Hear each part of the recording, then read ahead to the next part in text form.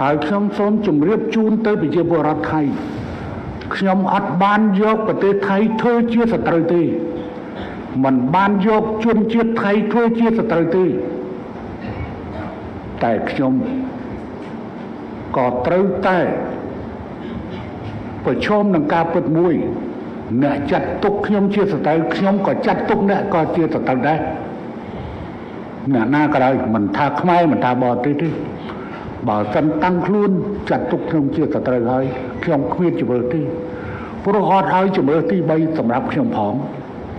យកខ្ញុំធ្វើជាសត្រូវ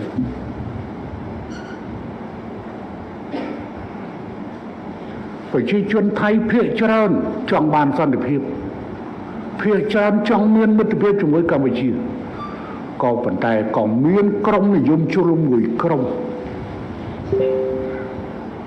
រាប់តែមេដឹកនាំនយោបាយបានវាយប្រហារខ្ញុំលោកជំទាវអង្គនេះខ្ញុំបាត់បង់ការអត់ធ្មត់សម្រាប់លោកជំទាវហើយបន្ទាប់ពីលោកជំទាវចេញវាយខ្ញុំម្ដងហើយម្ដងទៀតវាយកម្ពុជាមួយម្ដងហើយម្ដងទៀតថ្ងៃនេះខ្ញុំបញ្ជាក់អំពីតកូលស៊ីនវត្តដើម្បីឲ្យលោកជំទាវឲ្យប្រជាជនថៃបានដឹងថាអ្វីខ្លះទៅជារឿងរ៉ាវដំបូងខ្ញុំសូមចាប់ផ្ដើមពីការបែកធ្លាយនៃការសន្ទនាតាមទូរស័ព្ទមិនមែនជាចេតនារបស់ខ្ញុំទេដែលខ្ញុំទំលាយរឿងនេះរឿងវាចាប់ផ្ដើមពីចេះនៅថ្ងៃទី15ខែមិថុនាកន្លងទៅ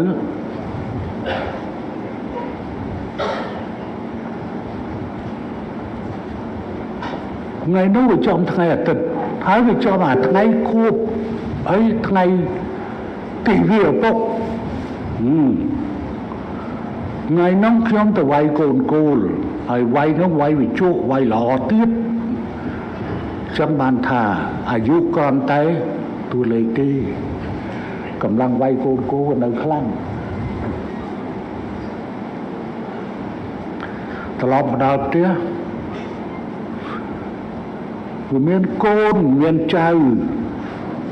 កូននឹងវាមាននាយករដ្ឋមន្ត្រីក៏មកប្រពន្ធនាយករដ្ឋមន្ត្រីក៏មកណាកូននាយករដ្ឋមន្ត្រីក៏មកមានចៅមានកូនដទៃទៀតក៏នៅគេអីជាមួយកូននឹងទៅរហូតដល់ម៉ោង2បានខ្ញុំទៅសម្រាប់មុនពេលនោះនាយករដ្ឋមន្ត្រីថៃត្រូវការទីប្រឹក្សាខ្ញុំម្នាក់ចេញពីភ្នំពេញដើម្បីទៅពិភាក្សាជាមួយគាត់នឹងរដ្ឋមន្ត្រីការពារជាតិរបស់ថៃនៅទីក្រុងបាងកកគេបានហៅទូរស័ព្ទមកខ្ញុំតាំងពីម៉ោងក្រោយម៉ោង2ក៏ប៉ុន្តែអ្នកនៅជាមួយគេអត់ឲ្យដាក់ខ្ញុំទេគេអត់ដាក់ខ្ញុំទេក្រោយពេលដែលខ្ញុំភ្ញាក់គេក៏បានប្រាប់ថាគ្រឿងហួតដែលកំពុងនៅជាមួយនាយករដ្ឋមន្ត្រីនិងរដ្ឋមន្ត្រីក្រសួងការពារជាតិថៃទូរស័ព្ទមកលពូអញ្ចឹងខ្ញុំក៏ឃើញទូរស័ព្ទរោអត់តែបានលុបមុខផងក៏ពីដេកថ្ងៃអាសៀលលោកដោយតរស្ទះម៉ោង5មកចុងថ្ងៃអាទិត្យមានពីណាគេមកឆាឆៅយើង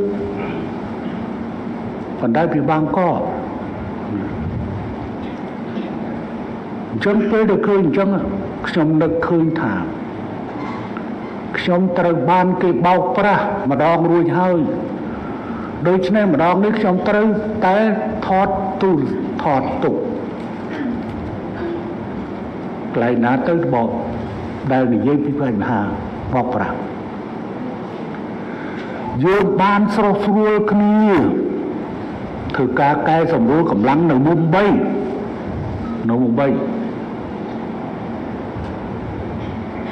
ថ្ងៃនោះខ្ញុំពិបាកនឹងបញ្យល់ណាពេលហ្នឹងទាំងថៃស៊ីន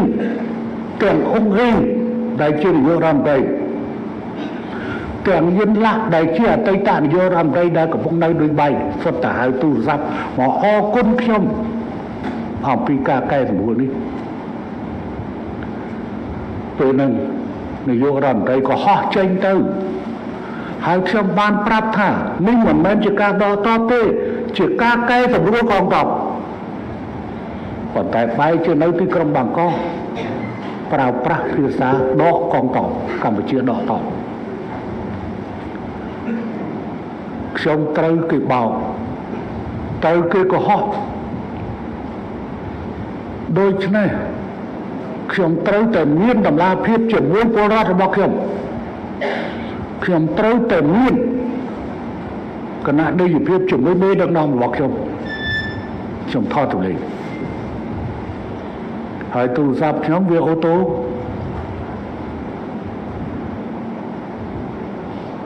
រីកត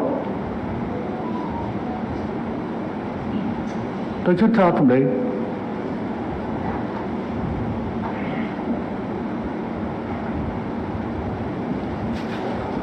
កិច្ចសន្ទនានោះខ្ញុំគ្មានចេតនាដើម្បីនឹងបញ្ចេញទេ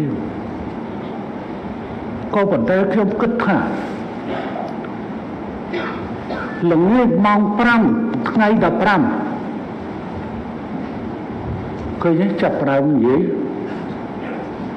សូមសួរថាសុខភាពយ៉ាងម៉េចខ្ញុំថាអត់អីទេល្អហើយថ្ងៃហ្នឹងខួបអីថ្ងៃបុណ្យឪពុកផងហើយខ្ញុំអង្កលទៅពូហើយពូហើយជាពូប៉ុន្តែពិភាក្សារឿងជាតិ